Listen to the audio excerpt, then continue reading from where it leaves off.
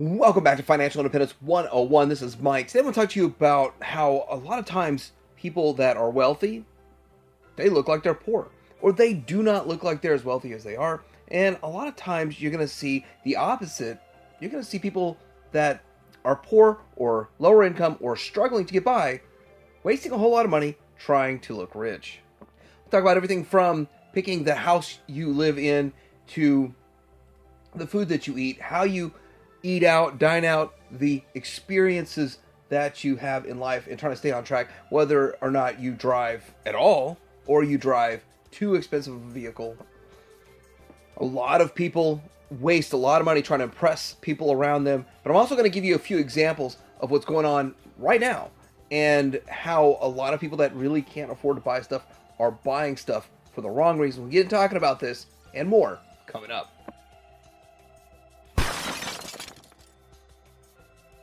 So there's a lot of reasons why poor people stay poor, but it's not simply just the income side, it's the spending side of things. I've seen people that make $100,000 a year that are deep in debt when I was only making $30,000 to $40,000 a year and I had $70,000 in the bank.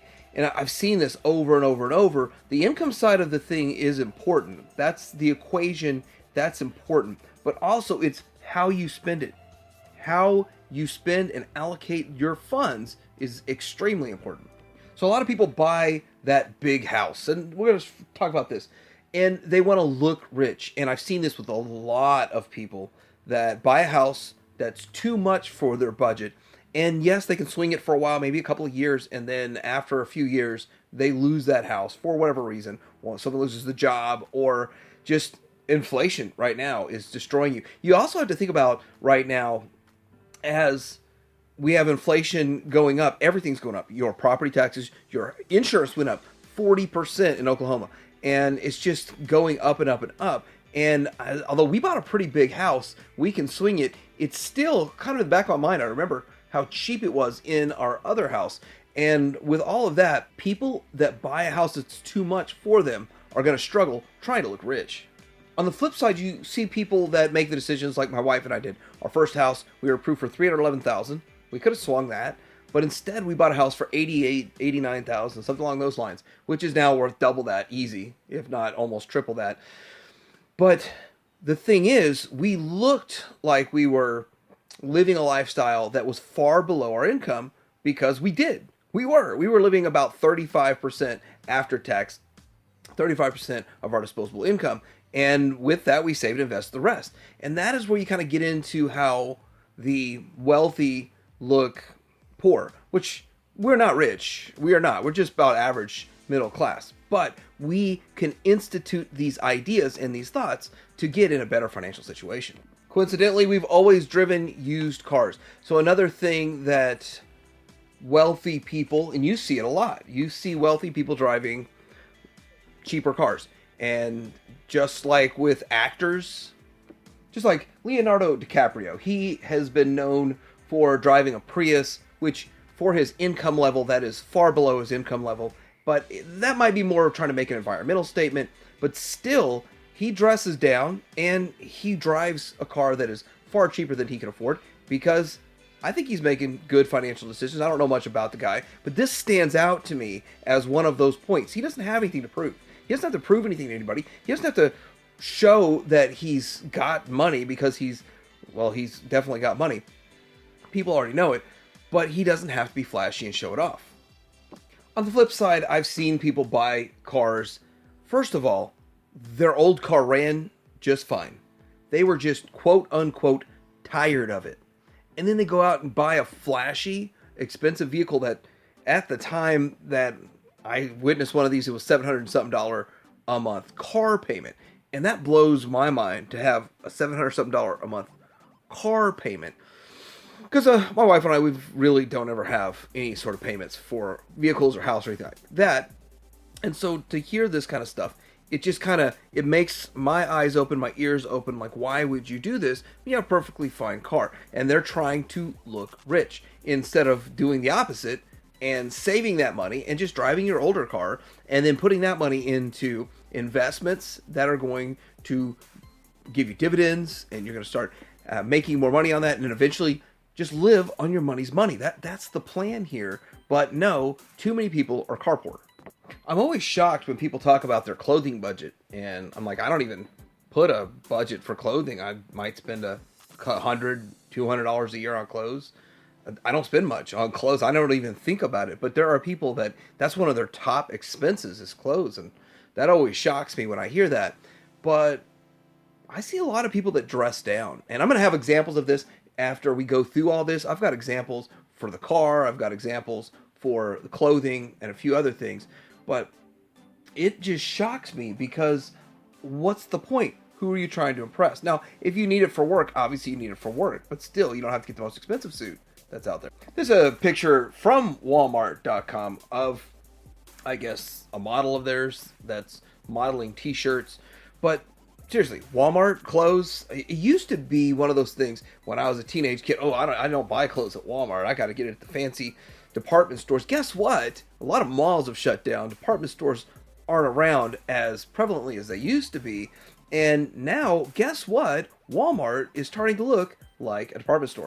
I thought it was really interesting when they allocated this much real estate, because Walmart's notorious for trying to cram every single square inch of space full of product, and to just have giant displays such as this and trying to shift to look more high end, it makes a lot of sense. It gives those people that feeling like they're buying something at a department store versus just some crap from Walmart.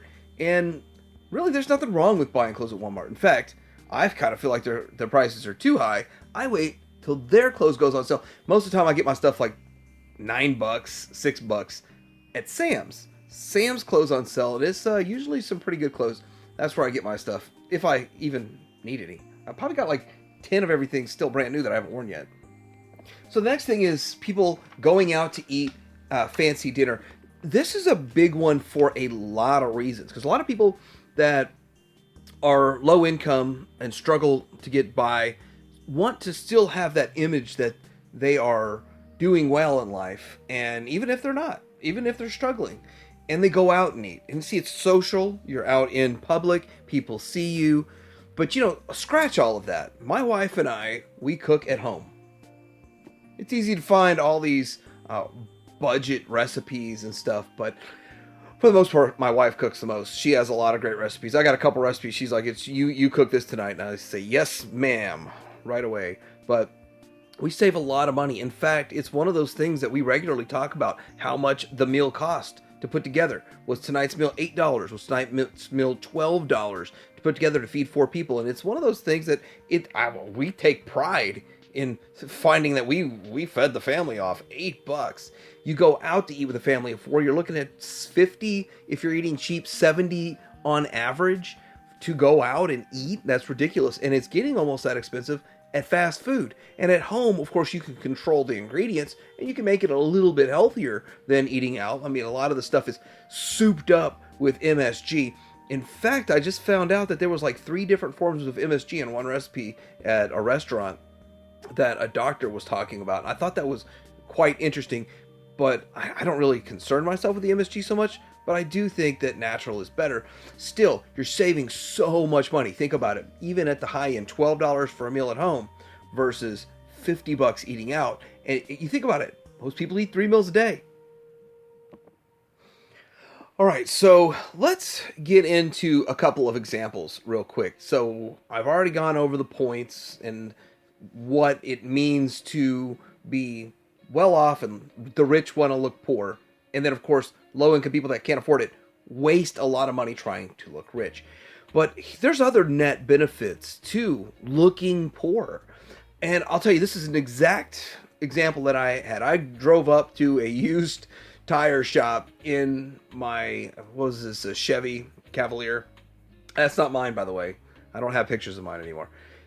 I drove up and I asked to get a tire. I needed a tire, and $40 out the door, no big deal. I drove up in an Escalade and it was $100 per tire. And although they even had them, they had them out front and said, "Hey, these are the tires we got." But I drove up in my Escalade instead of like a Chevy Tahoe or something like that.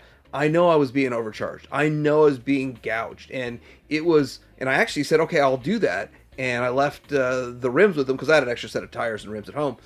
my specialty rims. So I mean, start hearing this. Hear how this sounds. I left my specialty rims with them to put them on there. I also took the Escalade in because I was like, hey, can we do something about the AC? I want to get it get a little bit colder. And I got a $3,300 estimate.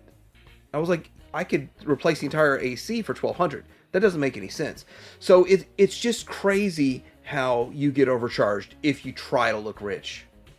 Next example is Beyonce, and if you haven't been paying attention, I don't know if you classify her previous music or current or whatever as R&B or if she's classified as just pop, but she's come out with this country music album, and I don't listen to country, and I don't listen to any Beyonce music anyway, but I asked my wife if she's heard a single Beyonce song on her country station she listens to. She says she hasn't heard it yet. And so I don't really know if she's truly a country singer, but she has skyrocketed Western boots. And I've even heard more Western fashion. And I kind of believe a lot of her fans aren't country fans to start with. They're just doing it because they're following her on the ride. Can they afford it, or are they wasting money to try to keep up with this look of Beyonce? I don't know. I mean, Jay-Z, what's going on here? This is all about money. Beyonce's making money, and that's why she's doing it. But don't waste your money buying cowboy boots if you don't really like it. I don't even own cowboy boots, and I bet you I have more use for actual cowboy boots than people buying Beyonce cowboy boots. Anyway, getting into another one that is very similar to Beyonce. This is Jennifer Aniston. Somewhere along the line, I read an article about her, and she was dressing down for $700. That was the article. Jennifer Aniston dresses down for $700. And if you look at those pants, do not look like $700 pants.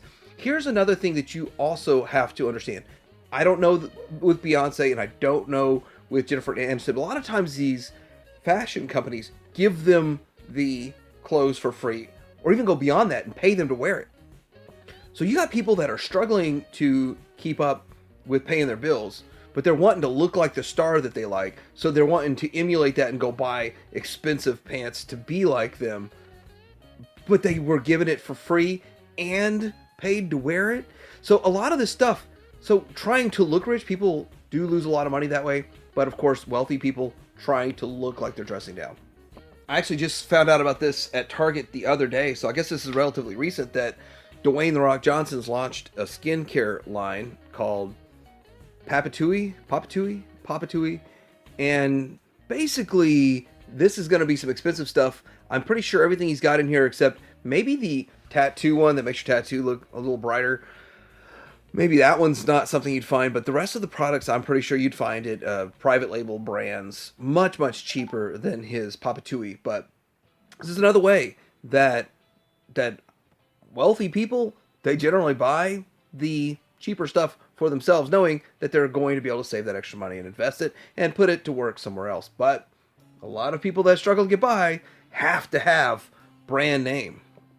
Lastly, you want to talk about friends and family. So trying to look wealthy, or wealthy trying to look average or low income, it has to do with your friends too. You've got a group of friends that understand what your financial goals are, your life goals, what your outlook on life is.